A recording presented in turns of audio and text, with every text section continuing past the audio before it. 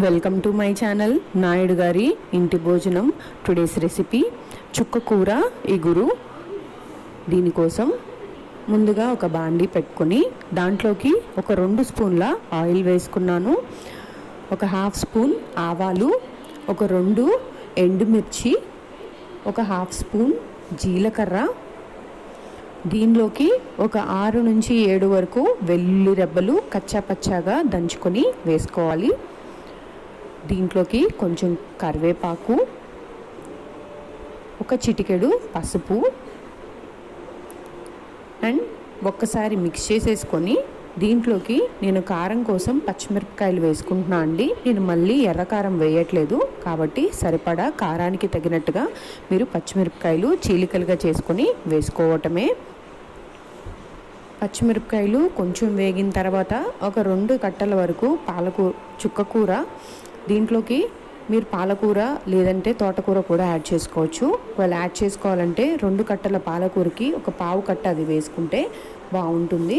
చుక్కకూర ఎక్కువ రుచిగా ఉంటుందండి, ఎందుకంటే అది ఒకలాంటి పులుపుదనం ఉంటుంది చుక్కకూరలో. ఒకసారి ట్రై చేసి చూడండి, చాలా క్విక్గా అయిపోతుంది. నాకు తెలిసి ఒక 10 మినిట్స్లో మీరు తాలింపు వేసుకొని ఆకుకూర దాంట్లో వేసుకుంటే ఒక 6-7 మినిట్స్లో కుక్ అయిపోతుంది. చుక్కకూర చాలా ఫాస్ట్గా అయిపోతుందండి. దీంట్లో కొంచెం సాల్ట్ వేసేసుకొని ఒక్కసారి పైనుంచి కిందికి అన్నీ కలిసేలాగా మిక్స్ చేసేసుకోవాలి. మిక్స్ చేసేసుకొని దీని మీద మూత పెట్టి ఒక 5 నిమిషాలు వదిలేసారంటే చుక్కకూర కుక్ అయిపోతుంది. ఇంత ఆకు వేసాను కదండి, చాలా కొంచెం అవుతుంది, మీకు చూపిస్తాను చూడండి. ఆకుకూరలు అందరికీ ఆరోగ్యానికి చాలా మేలు చేస్తాయండి. ఆకుకూరలు మీరు మీ ఇంట్లో మీ పిల్లలకి అందరికీ పెట్టడానికి ట్రై చేయండి. వారంలో 2 సార్లు అయినా సరే ఆకుకూరలు తినడానికి ట్రై చేస్తే చాలా మంచిదండి. ఒకరోజు చేసుకున్నారంటే అది నిలవ ఉంటుంది. ఇప్పుడు అందరికీ ఫ్రిడ్జ్లు ఉన్నాయి కదా, సో ఒకరోజు చేసుకొని నెక్స్ట్ రోజు కూడా దాన్ని యూజ్ చేసుకునేటట్టుగా చేసుకున్నారంటే చాలా మంచిది. మీరు ట్రై చేస్తారని అనుకుంటున్నాను. చూసారు కదా, నేను ఒక 2 నిమిషాలు నుంచి 5 నిమిషాల వరకు మూత పెట్టి వదిలేశాను. ఎలా కుక్ అయిపోయిందో ఇంకొక 2 నిమిషాలు నేను అలాగే కలుపుకుంటూ వేపేసుకుంటాను. రెడీ అయిపోతుంది ఇంకా నాకు. చుక్కకూర పచ్చడి కూడా బాగుంటుందండి, ఒకసారి ట్రై చేయండి. ఇది చూడటానికి అచ్చం గోంగూరలాగే ఉంది కదా, సేమ్ అలాగే ఉంటుందండి.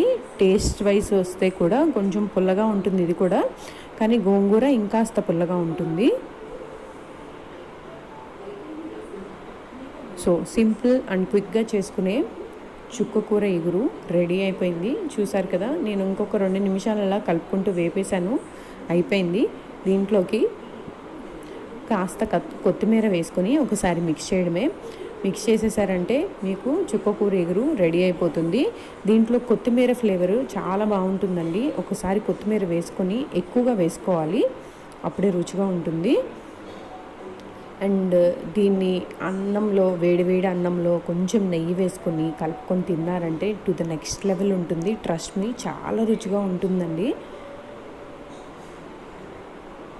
సో చూసారు కదా, నేను కొత్తిమీర వేసుకున్నాను. కొత్తిమీర వేసేసుకొని డిష్ అవుట్ చేసేసుకుంటే అయిపోతుందండి.